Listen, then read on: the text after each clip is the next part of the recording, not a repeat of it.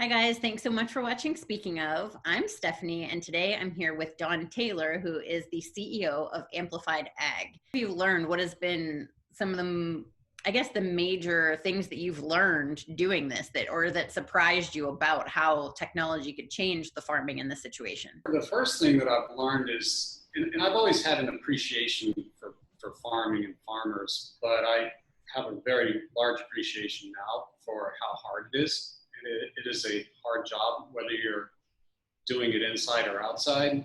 And doing it inside definitely has some advantages we don't have to deal with weather problems. We don't have to deal with pests.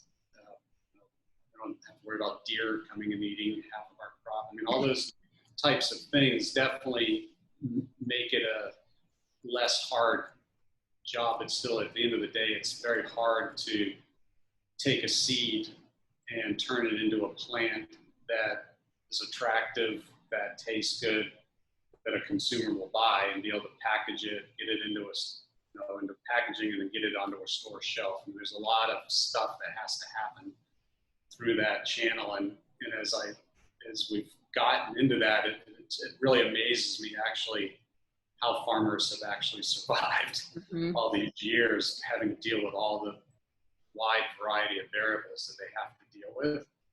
We want to be in alignment with the farming community. We're not here to replace the farming community. And I think that, like any technology, over time, the world has to have a different way to feed itself. If we don't, ultimately we're going to not have enough food. We keep adding people to the planet, and we're not adding any more land. And so I think that ultimately the technology is going to, I kind of look at it the same as in the early internet days. Just as the internet was starting to spin up, massive opportunities sprung up out of all different areas that people didn't even think about prior. And I think the same will happen. It's happening in this space also. It's a huge opportunity for a lot of people to participate. That's amazing.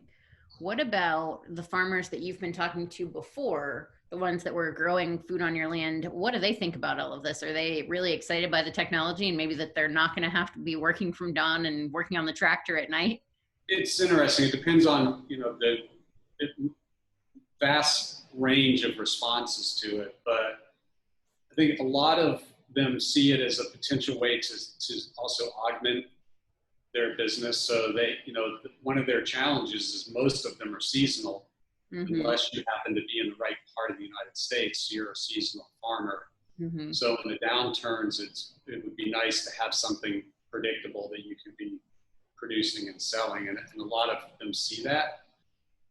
The challenge right now too is just capital. So the banks don't really recognize what we're doing yet. As it's not like a tractor. So if a farmer can go to the bank and get a loan to buy a tractor, you can't really go to a loan to buy an indoor farm yet. Right. I think eventually that will happen. So, part of the mission that we're on is to prove that. So we need to be able to go to the bank and say, hey, here's our financials for the last 5 years.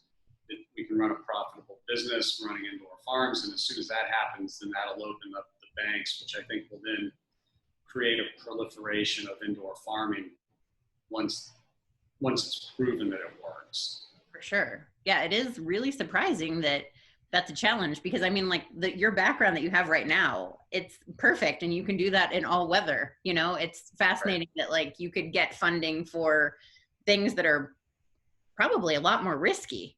We were talking before about going to places like India. That was part of what inspired you, or when you really saw the need for all of this in the food crisis. Is that something that you hope that you can eventually, obviously you're growing in the Southeast, you're starting, but is that something that over time you hope that you really can affect change worldwide? Yes, definitely. We, the original vision of the company was to sell farms and software and technology, and that vision is still there. It's a timing thing. I think we need to get a little bit further down the path to totally prove that the technology is viable. And then, we will certainly start looking at other parts of the United States and the world, really, and where to sell and deliver farms to.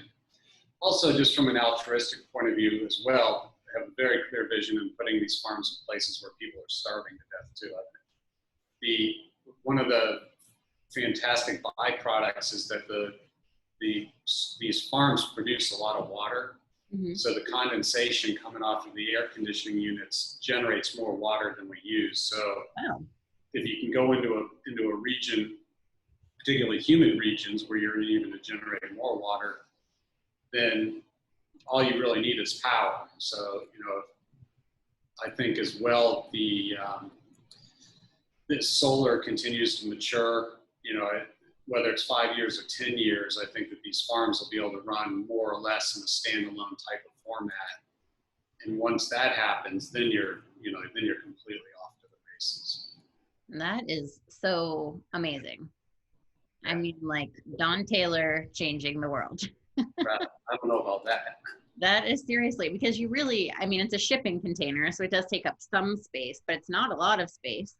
So it's something that you really could put in these super urban areas that don't have a lot of space, but could supply the community. Would it be something that you could stack? Could you stack the containers if you had to? You could stack them, yeah. I mean, these are just typical reefer units that you see on big ships, Maersk ships going across the ocean. So yeah, they're built to be stacked.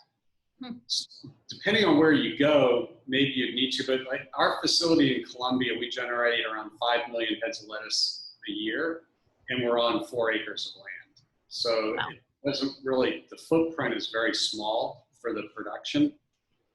So I don't see it. The problem with going vertical is then you've got access issues, and there's a whole bunch of complexities that would go along with that. But yeah, if you had to, we could. I'm imagining, living in Charleston, and you see all the shipping, the ships, with all the storage and transportation going overseas, and they just have hundreds of shipping containers on them. I mean, like there could be a crisis, maybe we're 25 years down the road and there's some kind of crisis, or, maybe there's a big earthquake or something like that causes devastation, some sort of natural disaster. Tiger Corner could take their farms, put them on a shipping container, on a ship, and you could go take them to an area devastated by a natural disaster. Exactly. I mean, that is seriously like one of the coolest things ever, right? Yeah, we actually had the opportunity maybe a year ago to go over and meet the folks at Boeing, and we got their engineering team to tour the facility, and I did a little presentation for them, and we mocked up a 787 and kind of did a cutout out of the side and put a farm inside the 787. Oh my God. Ultimately, to your point, yeah, I mean, if you had farms growing in something that was that mobile, then you could be there in 4 hours with food if you needed to. Especially if it could be maintained with solar power. Right. Because then you could go to these areas that might not have electricity at that point, but still sustain the farm by that. Yes, exactly. Don, I'm going to need a farm. I can't even keep a succulent alive, literally. Like I have one on a magnet attached to my desk, and I'm like, what does this thing need? I don't know if I'm putting too much water, not enough water. And to make it worse, it's one of the ones that's painted, so you can't tell what color the leaves are. Ugh. And so the fact that you can sustain life with your shipping container of food is truly mind-blowing to me. I'm amazed.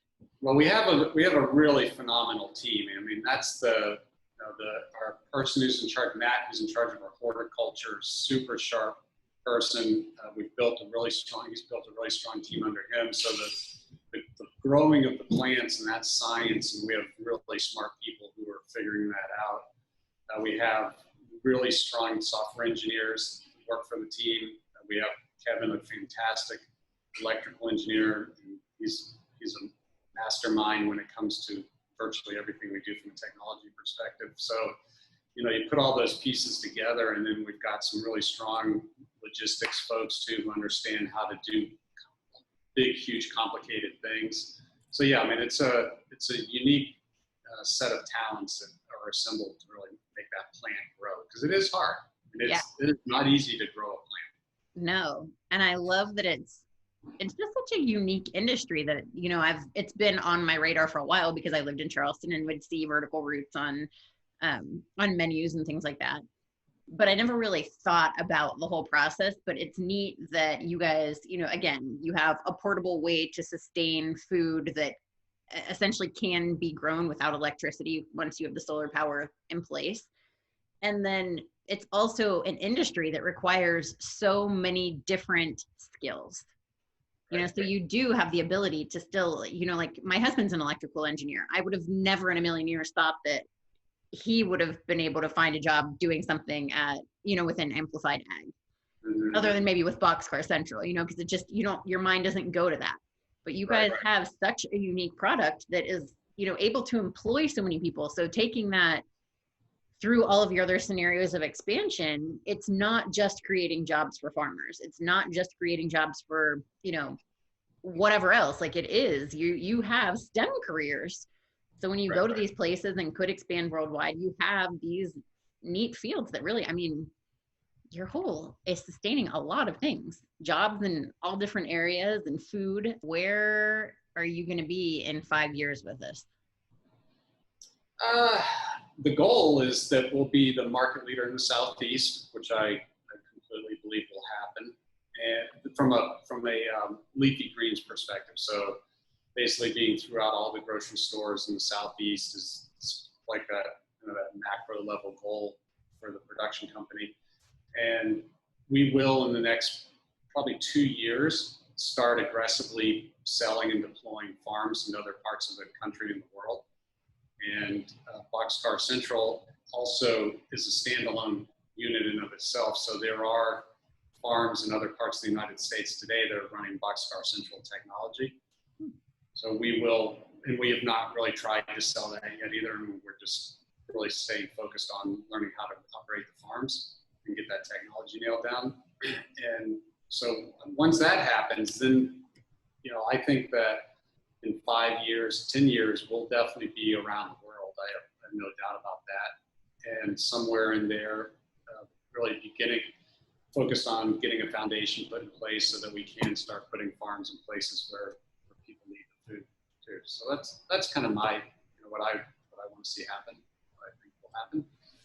You're not slowing down anytime soon. There will be no retirement. That 2015 retirement was a blip on your radar. Yeah, it's like 4 hours. Jessica goes to work, you're retired. Jessica comes home, you know, or calls you at lunch and you're like, wait a second, we're doing a new thing. We're going to start this farming company. What are you doing in your free time? Do you have free time? What are you thinking about? I read a lot. We have a boat, so I spend a lot of time. Jessica likes going. I like going out on the boats. We spend a lot of time on the boat, and you know, try to spend as much time with grandkids as possible. And yeah, I've got, you know, I'm fortunate because I have such a strong team. We have very strong general managers that are running the companies. So I stay on the periphery of the day-to-day action and try to stay out of everybody's way more than anything. It seems like Stephanie is involved in so many aspects of the business life that you are. So it seems really amazing that you guys have formed such a close relationship. Must be in life, obviously, to spend that much time in business. But then to also be along these rides for these business journeys together. What's that like working with your daughter on all of this? Oh, it's been great. It's been, you know, really fun to see her evolve and, you know, grow and learn all the nuances of the business. And you know, she's a very mission-focused person, which is great. And I think she's also learning that it's also hard. You've got to make hard decisions sometimes too. That's just part of that journey of running a company. And you know, we've had to make really hard decisions, and that's just part of what happens when you have to do that. So yeah, I think it's been a really fun growth experience for both of us, really, and I enjoy being able to spend time with her. Is there an opportunity to do this with produce other than lettuce? Yes, for sure. Yeah, I think you know, we've worked really hard to stay focused just on a couple of products so that we figure out how to do that right. But yeah, I believe, and there's people doing it today, you know, in greenhouses and others, you know, growing tomatoes and cucumbers and a lot of other varieties. And I totally expect that to happen.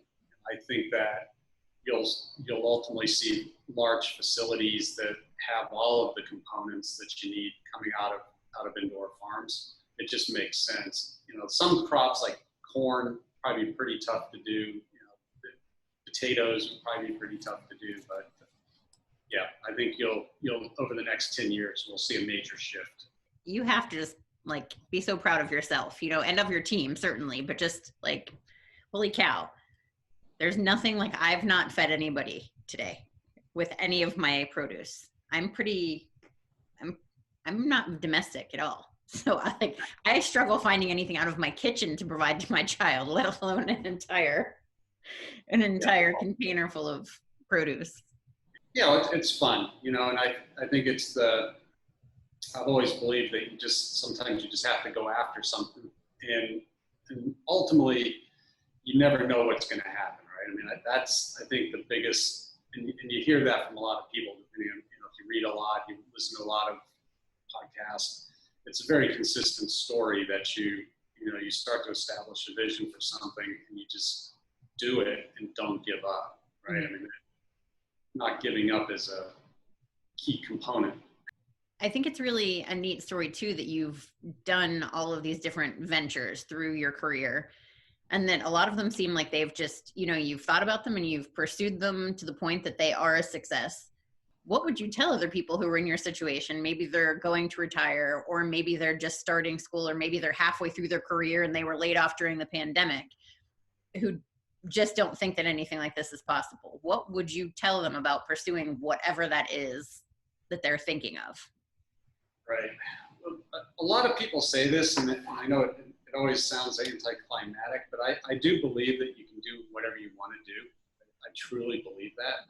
And I think the mistake that we make sometimes is that we put a timeline on it.